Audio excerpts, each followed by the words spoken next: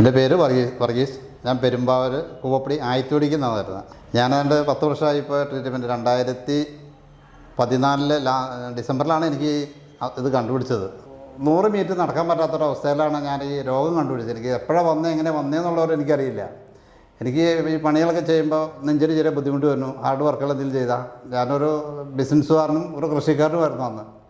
അപ്പോൾ ഹാർഡ് വർക്കുകൾ ചെയ്യുമ്പോൾ എനിക്ക് ചെയ്യാൻ പറ്റുന്നില്ല.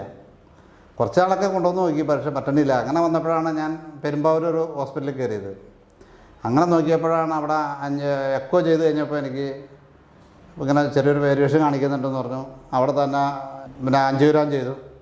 ആൻജിയോഗ്രാം ചെയ്തപ്പോൾ തന്നെ ബൈപ്പാസ് ചെയ്യണമെന്ന് തന്നെ അവർ നിർബന്ധിച്ചു. ഞാൻ പറഞ്ഞു ബൈപ്പാസ് ചെയ്യാനുള്ള സെറ്റപ്പിൽ ഞാൻ വന്നിട്ടില്ല, ഞാൻ പോയതിന് ശേഷം തിരിച്ചു വരാമെന്ന് പറഞ്ഞു. പിന്നെ അവർ ഒത്തിരി നിർബന്ധിച്ചു വരുന്നു, പോകാൻ ഒക്കില്ല എന്ന് പറഞ്ഞുകൊണ്ട്. എന്താണെങ്കിലും പോയേ പറ്റുള്ളൂ എന്ന് പറഞ്ഞാൽ അവിടെ നിന്ന് ചാടിയത്. അപ്പോൾ ഞാൻ 3 ഹോസ്പിറ്റലുകളിൽ പോയി ഇതിനെപ്പറ്റി അന്വേഷിച്ചപ്പോഴും ബൈപ്പാസ് അല്ലാണ്ട് വേറെ യാതൊരു നിർവാഹമില്ല എന്ന് പറഞ്ഞു. അങ്ങനെ വന്നപ്പോഴാണ് ഒരു ഹോസ്പിറ്റലിലെ ഡോക്ടർ പറയുന്നത് 2 മാസം കഴിഞ്ഞിട്ടാണെങ്കിൽ ഡോക്ടർക്ക് ചെയ്യാൻ അവസരമുള്ളൂ, ബുക്കിംഗ് കൂടുതലാണെന്ന് പറഞ്ഞു. അതിനുശേഷമാണ് ഞാനപ്പോൾ ഈ ട്രീറ്റ്മെൻറ്റിനെ പറ്റി അറിയും. ഈ ECP എന്ന് പറഞ്ഞ പരിപാടിനെ ആദ്യമായിട്ട് കേൾക്കുന്നതും അങ്ങനെ തന്നെയാണ്. അങ്ങനെയാണ് ഇവിടെ വന്നുകൂടി ഈ ട്രീറ്റ്മെൻറ്റ് നടത്തി. ഇപ്പോൾ എനിക്ക് യാതൊരു കുഴപ്പമില്ലാണ്ട് നടക്കാൻ പറ്റുന്നുണ്ട്. ഇപ്പോൾ ഞാൻ ദിവസം 5 കിലോമീറ്റർ വെച്ച് നടക്കുന്നുണ്ട് രാവിലെ.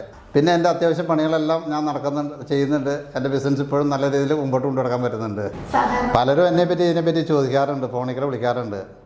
അപ്പോൾ ഞാൻ എല്ലാവർക്കും നല്ല അഭിപ്രായങ്ങൾ പറഞ്ഞു കൊടുക്കാം. കാരണം ഒരാൾക്ക് സർജറി ഒഴിവാക്കി കിട്ടുകയാണെങ്കിൽ അവൻ്റെ ആരോഗ്യത്തിൻ്റെയും അവരുടെ സാമ്പത്തികം, ചില കുടുംബത്തിൽ ചെന്ന് കാണുമ്പോൾ അറിയാം നമുക്ക് ചിലർ അത്രയും കാശുണ്ടാക്കണമെങ്കിൽ അവരുടെ കുടുംബം പറ്റിയിട്ടായിരിക്കും വന്ന് ചെയ്യുന്നത്. മറ്റുള്ളവർക്ക് എന്തെങ്കിലും പകർന്നു കൊടുക്കാൻ പറ്റാണെങ്കിൽ അത്രയും എളുപ്പമായിട്ടാണ് ഞാൻ തോന്നുന്നത്.